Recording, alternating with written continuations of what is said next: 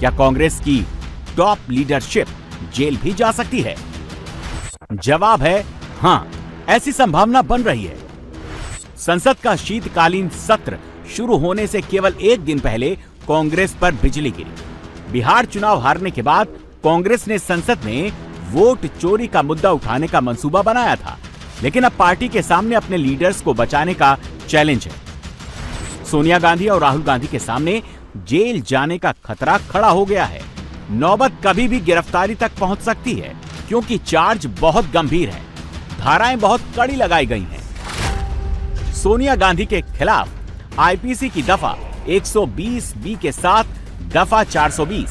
120 B का मतलब है आपराधिक साजिश और दफा 420 का मतलब है बेईमानी और धोखाधड़ी। इसके साथ ही आईपीसी की दफा 403 और आईपीसी की दफा 406। आईपीसी 403 का मतलब बेईमानी से गबन और आईपीसी 406 का मतलब आपराधिक विश्वासघात। राहुल गांधी पर same to same Sonia Gandhi पर लगी दफाएं ही राहुल गांधी पर भी लगाई गई हैं, यानी आईपीसी की दफा 120 बी, दफा 420, दफा 403 और आईपीसी दफा 406। मतलब आपराधिक साजिश, धोखाधड़ी, बेईमानी से गबन और आपराधिक विश्वासघात। मामला नेशनल हेराल्ड की 2000 करोड़ से अधिक की संपत्ति पर धोखे से कब्जे का है। राहुल और सोनिया पर जो चार्ज हैं, उनमें सबसे गंभीर चार्ज है दफा 420 के साथ 120 बी। आईपीसी की ये दफाएं बेलेबल नहीं हैं, यानी इन धाराओं में जमानत हासिल करना आरोपी का अधिकार नहीं होता। इनमें जमानत देने का अधिकार मजिस्ट्रेट का होता है, वो भी तब जब मजिस्ट्रेट को जमानत देना सही लगे, वरना जमानत की अर्जी खारिज भी हो सकती है। वैसी सूरत में सोनिया और राहुल को जेल जाना पड़ सकता है। गांधी नेहरू खानदान के साथ लॉ इन्फोर्समेंट एजेंसियां अब तक नरमी बरतती रही हैं। अब तक ईडी, सीबीआई उन्हें बुलाती थी, पूछताछ करती थी, फिर छोड़ देती थी। अब पहली बार लग रहा है कि कांग्रेस की टॉप लीडरशिप गंभीर मुश्किलों में घिरने वाली है। नेशनल हेराल्ड केस में राहुल और सोनिया से ईडी पूछताछ कर चुकी है। 2022 में राहुल गांधी से 5 दिनों में 50 घंटे पूछताछ हुई थी और सोनिया गांधी से 3 दिनों में 12 घंटे की पूछताछ हुई।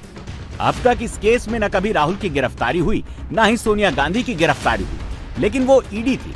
अब क्राइम सीन में दिल्ली पुलिस की एंट्री हुई है।